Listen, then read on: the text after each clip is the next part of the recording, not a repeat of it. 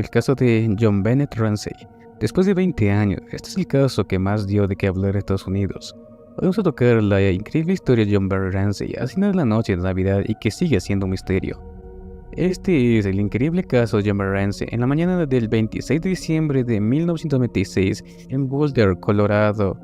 Patsy Ramsey bajó las escaleras para preparar café cuando encontró 2 páginas y media de lo que luego se supo que era una nota de rescate de su hija, John Bennett Ramsey, que había sido secuestrada. La nota de rescate fue el inicio para una historia que hasta hoy en día no tiene solución y sigue siendo un misterio. Estaba escrita con un inglés con algunos errores ortográficos y decía lo siguiente: Señor Ramsey, escuche detenidamente. Somos un grupo de individuos que representamos a una pequeña fracción de extranjeros. Respetamos tus negocios, pero no al país al cual sirves.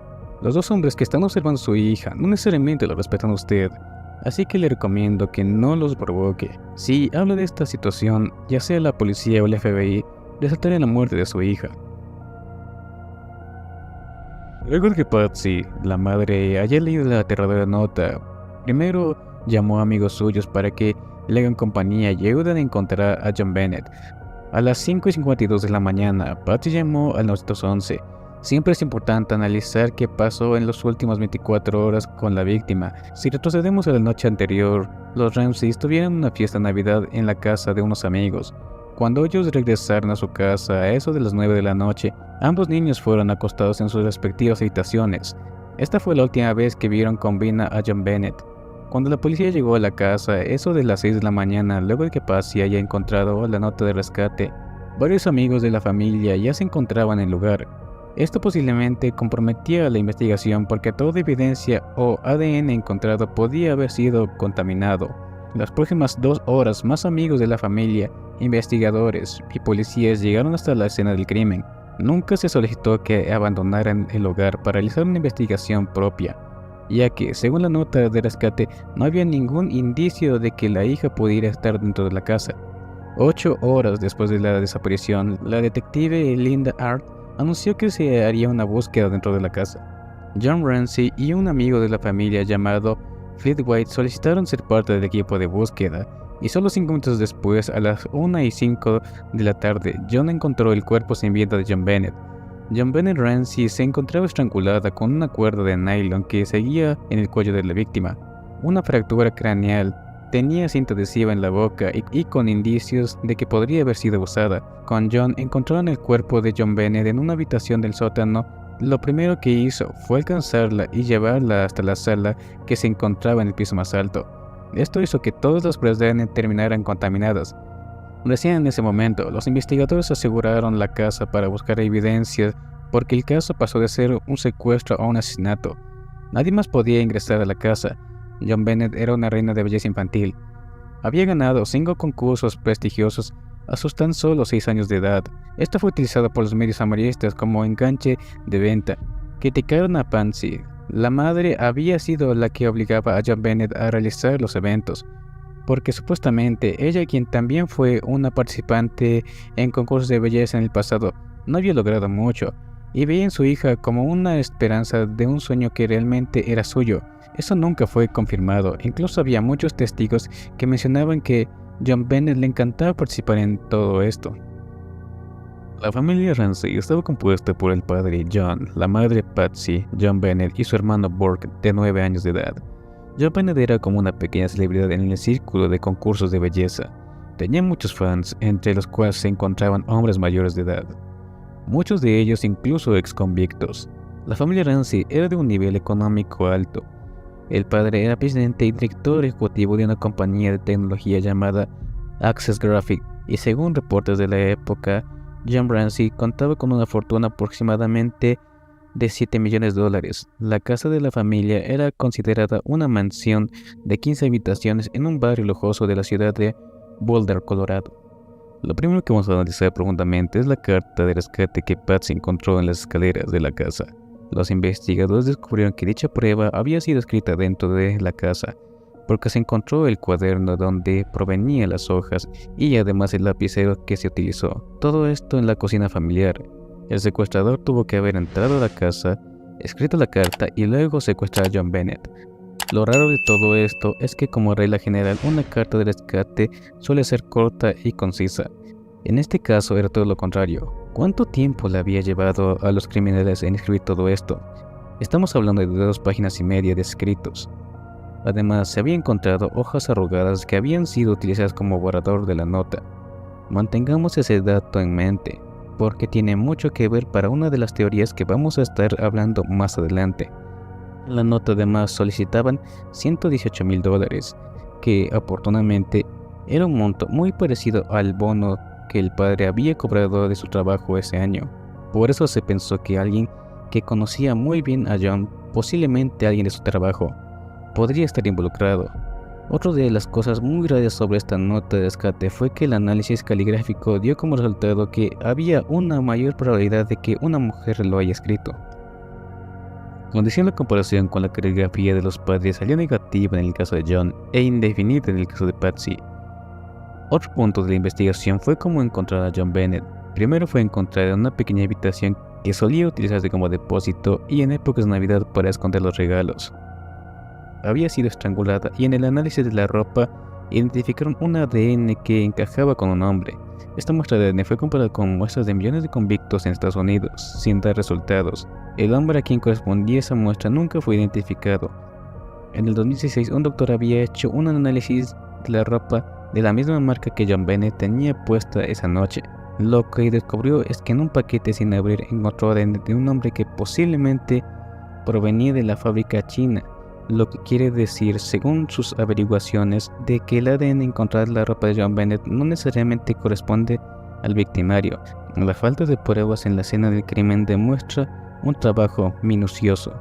No había otros rastros de ADN. Esa noche había caído nieve y no se encontraba pisadas fuera de la ventana donde supuestamente el secuestrador había ingresado.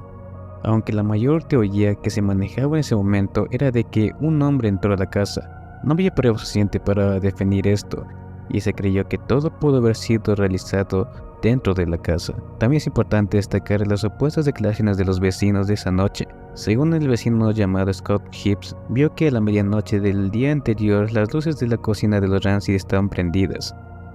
Otros dos vecinos declararon haber escuchado un grito y un golpe que parecía ser de un metal golpeando un suelo de concreto.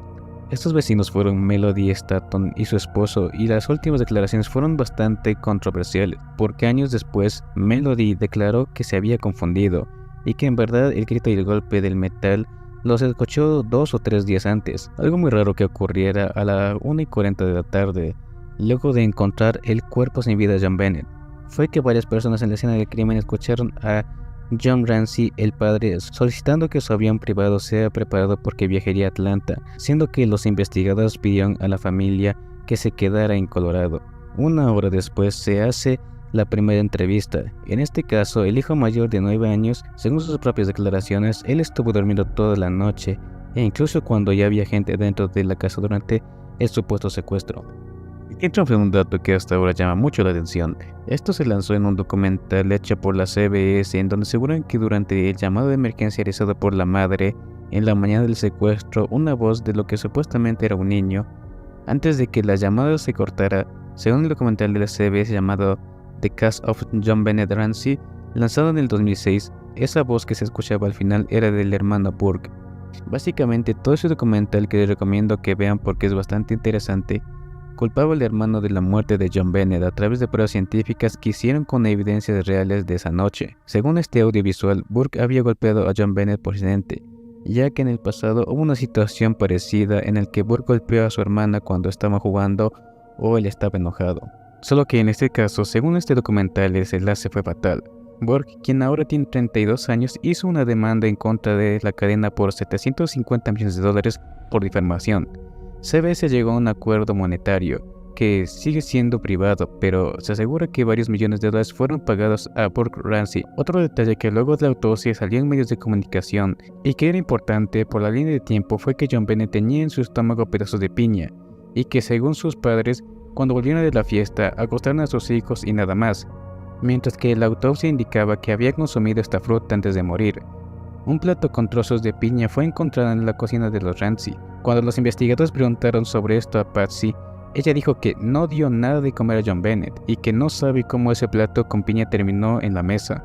Lo peor de todo fue que nunca pudieron sacar rastros de ADN del plato o la cuchara, porque se acuerdan de que había dicho que durante toda esta mañana del secuestro había gente rondando por la casa. Bueno, alguien decidió limpiar la cocina y lavó estas pruebas que para hoy hubieran sido fundamentales para descubrir quién mató a John Bennett. Los primeros sospechosos en este caso fueron los padres. Siempre que hay un caso de desaparición o de asesinato, los investigadores suelen analizar a las personas más cercanas a la víctima. Los padres habían tenido comportamientos bastante extraños durante todos estos años. La nota de rescate que fue encontrada en la casa, según el análisis, fue hecha por una mujer, que se tomó el tiempo para escribir borradores y luego hacer la nota oficial. Aunque el análisis de caligrafía dio como indefinido que haya una comparación con la letra de Patsy, muchos dicen que el parecido es increíble. La nota tenía palabras simples mal escritas, pero otras que serían más difíciles estaban escritas perfectamente, como si todo hubiera sido planeado, escrito mal a propósito. Expertos analizan que la nota tenía un sentido muy personal, escrito por alguien que conocía muy bien a John. Con todo esto, la primera sospecha fue a Patsy, pero de nuevo, todo era circunstancial, nada apuntaba directamente a que Patsy haya sido la culpable del hecho. También sabía manejar la teoría de que la madre pudo haber empujado y accidentalmente matado a su hija, porque era sabido que John Bennett tenía problemas con mojar la cama de noche, y esto había hartado a Patsy. Esa noche se encontró manchas de orina en la cama, pero no hay nada que indique que esto sea completamente real. En el caso del padre había menos pruebas, casi nada, que apuntaran a él.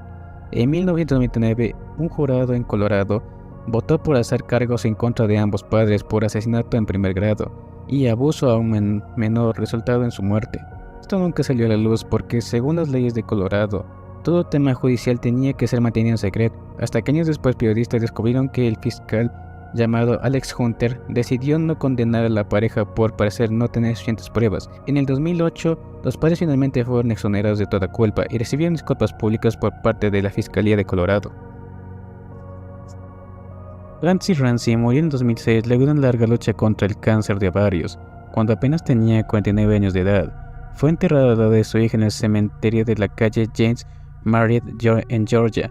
La siguiente teoría es que el hermano Burke fue el que mató accidentalmente a John Bennett. Esta teoría se hizo muy fuerte en el documental de la CBS, que, como dijimos, recibió una demanda millonaria por difamación por parte de Burke. Según esta teoría, Burke estaba en la cocina con John Bennett y su madre. Se había enojado por algo, agarró una linterna y golpeó a John Bennett en la cabeza. Por esto se había encontrado una fractura craneal. Los padres, ya viendo que la hija estaba inconsciente, decidieron cubrir el hecho simulando un secuestro. Escribieron la carta de rescate y llamaron a la policía. Este documental además hablaba de que Burke ya había golpeado en más de una ocasión a John Bennett con objetos. Una de las ocasiones más recientes fue con un palo de golf, que había dejado una herida bastante grande en la cabeza de John Bennett. Aunque el documental es bastante convincente porque hicieron hasta una recreación de la casa e investigaron cada detalle del caso con evidencias reales, sigue siendo una teoría porque no hay ni ADN ni pruebas que apunten directamente a este hecho, y por eso se entiende que Burke haya realizado la demanda por difamación, siendo que todos fueron desligados de culpa. En cuanto a la teoría de un intruso que entró a matar a John Bennett, hay varias personas sospechosas.